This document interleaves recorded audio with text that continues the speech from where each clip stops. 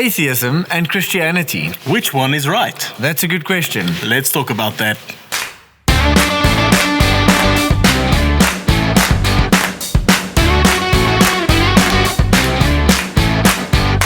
So today we're speaking about atheism and Christianity, and we're going to be speaking about the existence of God. And I know if you are a Christian, you sometimes have this question: how can I argue that God actually exists? Yeah, I mean, we have to first look at like the terms, I think. So a theist is someone that actually believes in God, the picture of God. But it's not just, the Christian God. There's, if you Many believe other other God, religions are also theistic religions. Like Muslims are theists, just as we They are believe in theists. God. Yeah. They believe in a Or God. the concept of The God. concept of God. But then you also get So what is atheist. an atheist? Atheist, just at school, by the way, they taught me if you don't know the words, you have to break it down, then it gives the definition. Lettergrepen, So, it's lettergrepen, But if you take atheist, it is a theist. So it is someone, it is a person, a person that believes in God.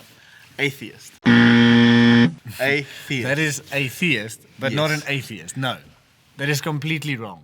No. But how? No. It's a So you theist. get atheist and then you get atheist. It's the same as if someone is maybe asocial Asocial? Oh, yeah? or like atypical Oh, or nice. asymptomatic, Yeah. asexual, that's even a word. One of those, Yeah, so it's the opposite of It's that. the So if you are opposite. not a theist, you are an atheist, atheist. Mind blown. Yes. So Mind blown. you But get what those if- who are theists and Yes, then yeah. those who are atheists, and then somewhere in the middle you get is there a those middle that. part as So, well? so basically, theists say we think there's a God because there's no way we can know for sure that there is a God. It's something we actually believe. So it's people that say I think there's a God. Atheists say I don't think there's a God. at all. And then in the middle you get agnosticism. Don't know. They don't know if there's a God. Yeah, they basically say we can't know if there is a God. Yeah, that that is an makes sense. agnostic. Eggnog stick. No, you spell it A G, Eggnog, not stick. like egg. No, Oh, no, A. nothing Also the with A. eggs. It's Okay, also got the A. agnostic. Okay. Okay. Anyways. Okay, that makes sense. That makes sense. So we're making this video because maybe you've been in a conversation with someone before, and you know having this conversation maybe with an atheist or a scientist, and they're just kind of having Yeah, this someone deeper, that's is Christian, but they're Christian, skeptical. But they're skeptical either, and they're having this conversation and they're using these big words and explaining this whole picture whether God is real or not. Yeah, these you're- sciencey, big sciencey words. Yeah, smart people, and you're like in this conversation and you kind of just don't want to be a part of it, so you just moonwalk out of the conversation, or you like look to your friend, hey Gerard, I haven't seen you in a while, So that's why we want to make it simple for you in a very simple way to give you some of the reasons or arguments for God that we can know that God actually exists. And I mean, to be honest, I've been at a place where I think to myself, well, isn't it crazy what we believe? Yeah. I mean, it's To just, be a and Christian. usually sometimes in church they'll just say, well, it's a matter of faith. But, then you still think like, are we not all just very crazy? And I think for me it was a great, discovery to realize that like what we believe about the existence of God is actually making a lot of logical sense. Makes sense. There's very good, solid, logical arguments. And in fact, to believe that there's not a God or not to believe in God at all also faith. is also actually a big step of faith. Yeah. Huge. But we can explain that in a We're gonna moment. explain Okay, that. let's So get going. Let's grab our Bibles. That's right. Let's do this thing. Open to Genesis 1. Why are you using the Bible? What? JD's asking, we're using the Bible because it's the Word of God. Word of God. Authority of Scripture. That's where we have to start, always, where we right? have to We start, start there. Somebody that doesn't believe in God will surely not believe in the Bible. What did he say? You made a very good point. They're saying, if you're speaking about the existence of God, like, so the conversation is taking place with people that don't actually believe in God, then surely they won't recognize the authority of Scripture. It's a good So you thing. can't use the Bible to argue for the existence of God. Oh, I believe you can. I think you should. You should always. But, But in if this you case, find it yourself wouldn't be that in a much helpful. situation with people that don't believe in God, like our too brilliant sound guy. Classic Pick sound up guy. here. Okay, Classic so sound guy. So what no we Bible. should be doing, no Bible. Bible. We're going to have to research and We're come gonna back to research. you. We're gonna Just come give back us to 5 you. minutes, Just 5 minutes. 5 to 10 And minutes. argue for the existence of God without using the Bible. So we're chucking the Bible. Why is mine thicker than yours? Small. No, it's the big font. It's a big font, yes. My mother also has that. Like the letters are Yeah. like this big. Yeah, it's like quite on nice. your I can phone. read it from the other side of the Yeah. room. It's The line fantastic. is bad. Okay, so we're chucking the Bibles. Yeah, checking the Bible. Okay, we go. Put it down respectfully. I love my Bible. Yeah. Okay. Yeah, that's some good research. That's some good research. That's some good This actually research makes right sense. there. This makes sense. We there. didn't even find it in Yeah. the Bible. We found it on the Google. On the Yeah. Google. So let's tell you what we found in the Google. We're gonna. There's a whole bunch of arguments outside of the Bible Yeah. that actually explains or reasons for the existence of God. But we're gonna give you the three main arguments because we want to make it simple. Three main arguments for the existence of God without using the Bible. Yeah, and then right at the end, we also have just this bonus question. The question asking this: does the Big Bang Theory and evolution disprove God? Yeah. Thanks for that one, JD. Thanks, JD. A sound guy, he Thanks, threw in guy. that question. That's a good question, but we researched it and we're gonna answer that gonna do question that. also. We're gonna do So that. make sure to stay until the end. Okay, so the first argument, three arguments for the existence of God is the first one is the cosmological argument. We're gonna explain that in a moment. And the second one is the design argument for the universe. And the third one is the moral argument. So we're gonna tell you about those three. So the first one, the cosmological argument. This is the understanding that there is a beginning to the universe. Yeah. That the universe started somewhere. Matter, space, and time started somewhere. It had to be have Had to a be. beginning. And everyone believes in this, right? Everyone believes it had this, to start somewhere. Theist as well as atheist, everyone agrees on the fact that space, time, and matter had to start somewhere. In fact, Stephen Hawking, he actually says that that everyone, Stephen Hawking, that's wasted though. No, man, that's just like Stephen Hawking. Respect It's the how guy. he speaks. I mean, yeah, but I mean, he was like he's a great person. He's dead now, but I mean, still, is he dead? I think so. Google it. Google.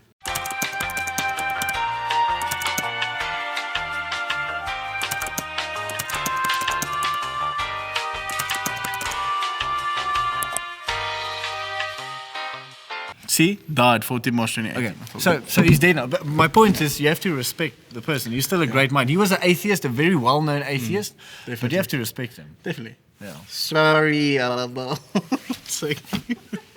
Anyways, but what Stephen Hawking actually said is that there's no controversy on the fact that there was a beginning to the universe. The controversy is, however, on the cause. That's what he actually said.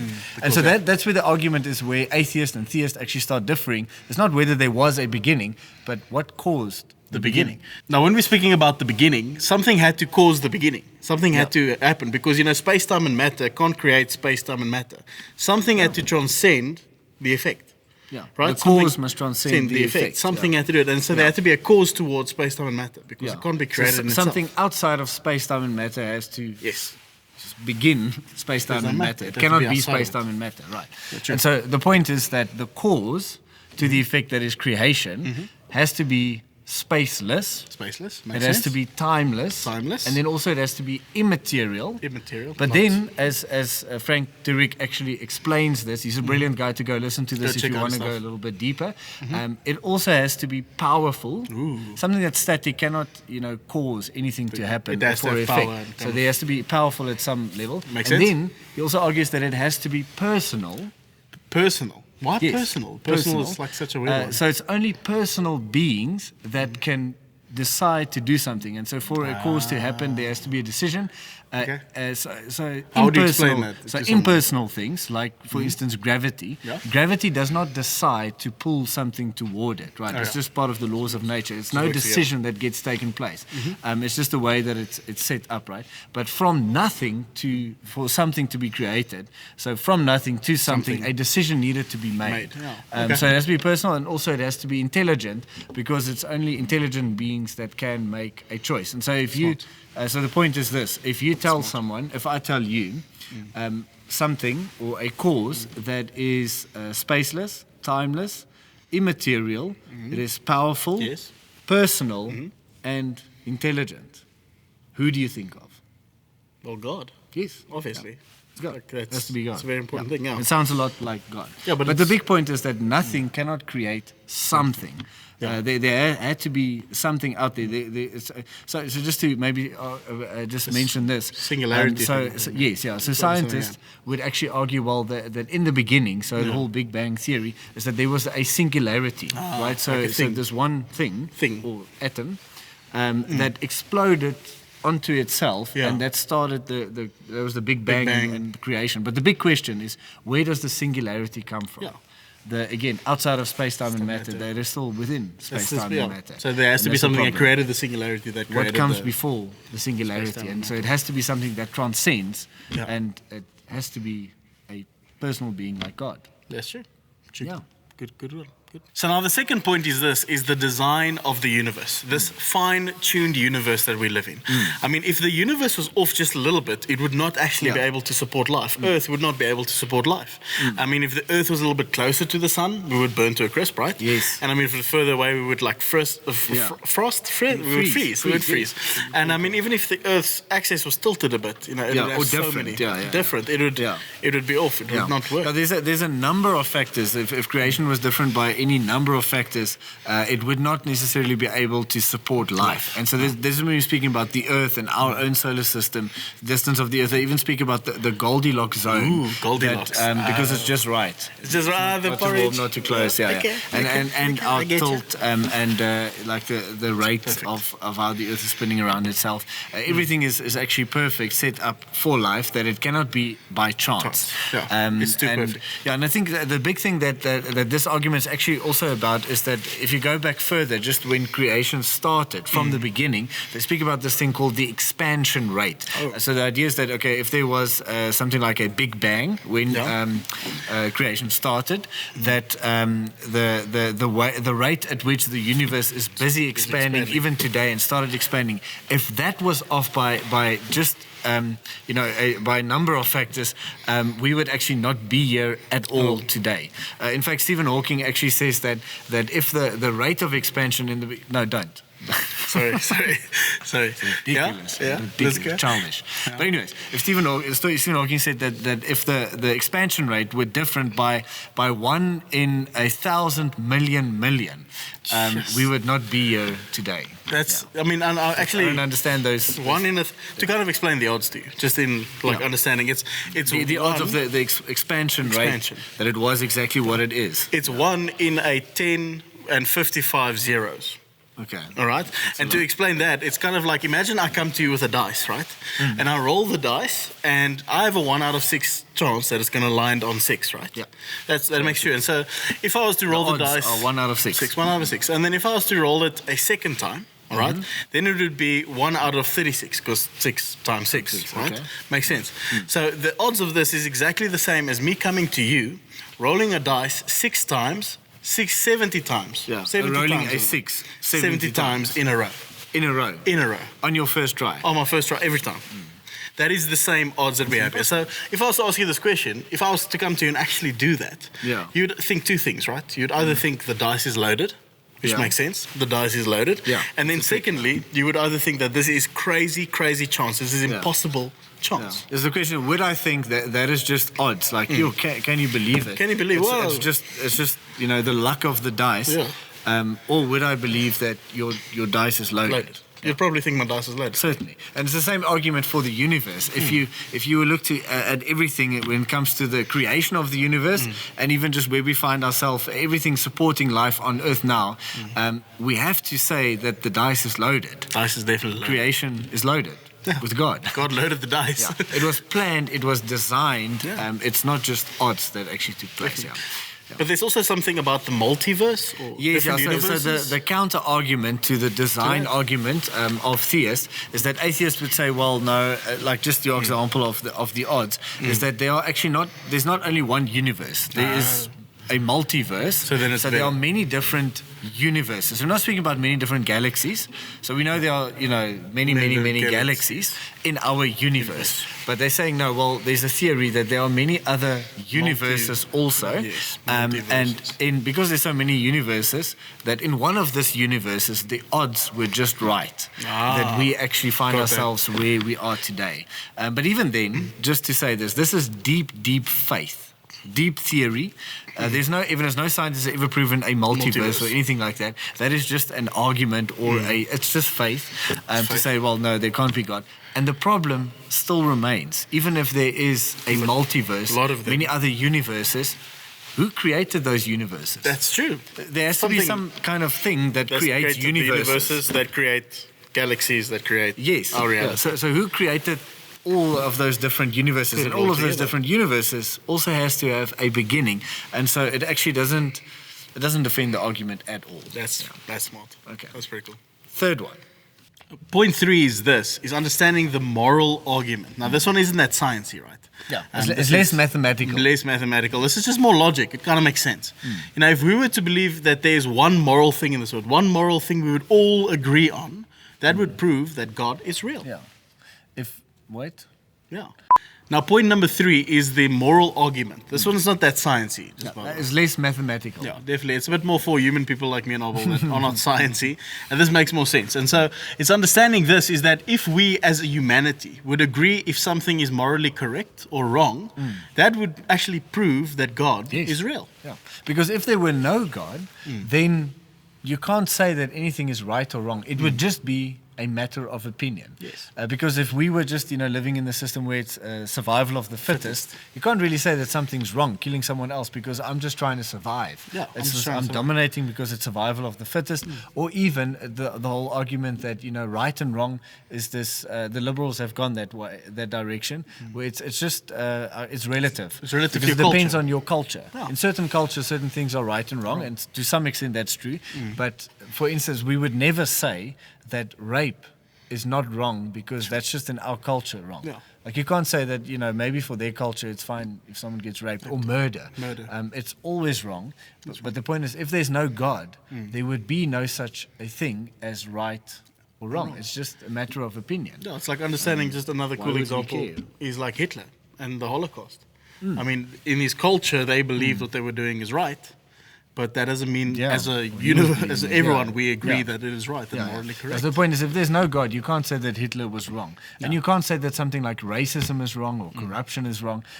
Because so the point where it comes down to, if there's a moral law, if there is such a thing that human beings will agree on in terms of right and wrong, there has to be a moral lawgiver. There has to be something outside of us that determines a standard. Yeah, just And like that is beyond us, that we didn't actually just determine ourselves. Yeah. And so the point is this, with these three arguments, is that we're speaking about something that is a spaceless, timeless, immaterial and powerful and personal and intelligent creator that started or caused creation, not only caused it but also sustains it as it's being sustained right now, because the rate of expansion is all being still kept in going, place, still everything going. in the same way, and also is morally right, is moral being. That sounds exactly like the God of the Bible. If you look at the attributes of God, it's all of those things. Yeah, it's And we literally, I haven't- want to pick up my Bible now and kind of just show you that it's literally That's that. the God of the Bible, and we haven't even opened And the we haven't Bible. touched my Bible, Yeah. I swear. That is just natural theology, what we see and observe around us. Yeah. That's awesome. Let's get to those questions about, or that JD asked. JD's question, Yes, yeah. Let's JD's answer questions. Big Bang Theory. Okay. So here is a bonus question. Does the Big Bang Theory and evolution disprove God? That's a good question. I don't understand how a comedy sitcom can disprove God. I mean, it's a great show. Math, science, history, unraveling the mystery that all started with a Big Bang. Yeah, Sheldon it's really good, you know. and the guys. Big Penny. Bang Theory. Yeah. Yeah, Penny. Penny. Yeah. Anyways, yeah. But I don't know how they disprove God. Yes, yeah.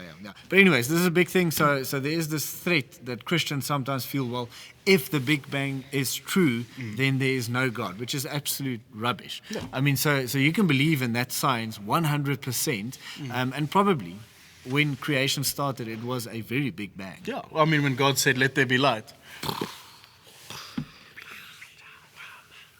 It was probably like it. It was huge. It was huge, Massive, yeah. massive. But anyway, so many Christians would actually just accept the science. But the question is, however, who started the Big Bang? What is the cause behind it?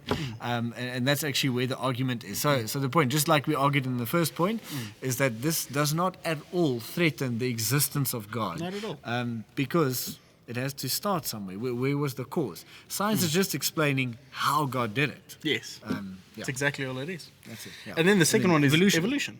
Evolution. There's two types of evolution, two main types of evolution that we actually get is the macroevolution and then the microevolution. So macroevolution is understanding that there's evolution between different types of species of Yes. people or animal or whatever. it may One be. type can become another type. So from a fish can ultimately become then a bird or evolve in becoming a bird or an elephant or a human. And so we all actually evolved from the same species. And so it's the tree, as Darwin's theory, tree actually. of, was it tree of life? Life, I What think did he so. call it? Something like that. Anyway, It's real. it's from Darwin. But Darwin did it, and then that's macroevolution. So it's Yes, a different yeah. species. But microevolution is actually understanding that there is a evolution within a certain type of species. Yes, so that a it's- species adapts and evolves to its circumstances. Yeah, yeah. So like those are dogs. small changes happening. Yeah. Yeah, exactly like a dog, like a Yes. Great Dane, and you get a Chihuahua. They're all dogs, but they just have different types of evolution within them.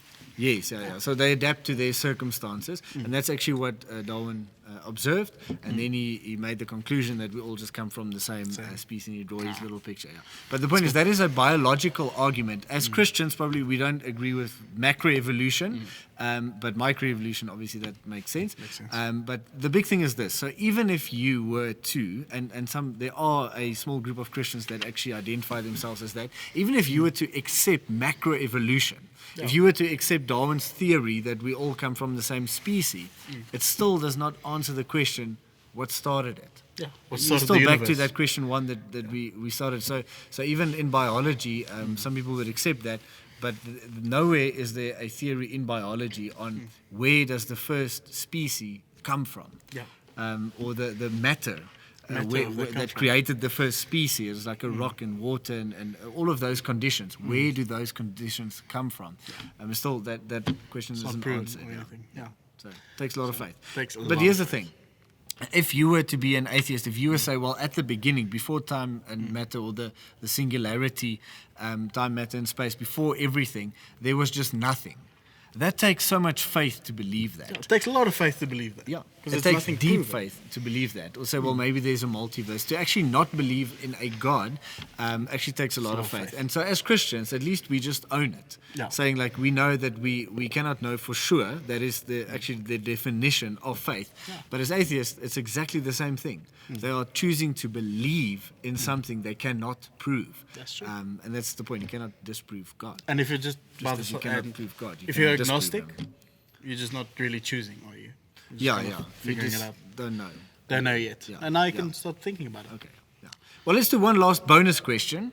And this is a good one. And so, just in light of what we've said here, how can we know that this God that we're speaking about, the Creator God, is the Christian God? Yeah, and that's a good question because Because is this Creator God not perhaps Allah? Allah. Yeah, it could or, be. or the Creator God in the Hindu faith? What like separates it? What Yes. makes it Why, different? why do we claim it's the Christian God? Yeah. So the argument that the God that created this world is actually the Christian God actually lies in the proof of Jesus. Yeah. Jesus is our proof, and not only Jesus, but especially his resurrection. Yes. I mean, when we look at his resurrection, it proves everything because for the first time when we see this God that creates everything, he's out of time, he's out of space, he's out of Yes, matter, yeah. creating it. And when we see it again, it happens when we see Jesus, right? Yes, yeah. Yeah, so I mean, not only when you think about the miracles, but Jesus actually had the power or authority over time, space, and matter. If you look at his life and miracles, and even after his resurrection, but especially in his resurrection. Yeah. This I mean- Jesus that could walk out of his own grave. That takes some- it seems to be that makes, how can I say, is related to this Creator God that is also transcending time, matter, and space. Sure. But this is actually a topic for another episode. So True we that. are 100% going to do a topic or a question Question. on how do we know that the resurrection of Jesus is real? Is there any proof, historical evidence for the resurrection of Jesus, or is it just something we just believe by faith alone? In one sense we do, but there's actually historical evidence for the resurrection of Jesus, and that's going to be our next episode. Can't wait. Remember to like and subscribe. Yes. Ring that little bell, and we can't wait to see you next time.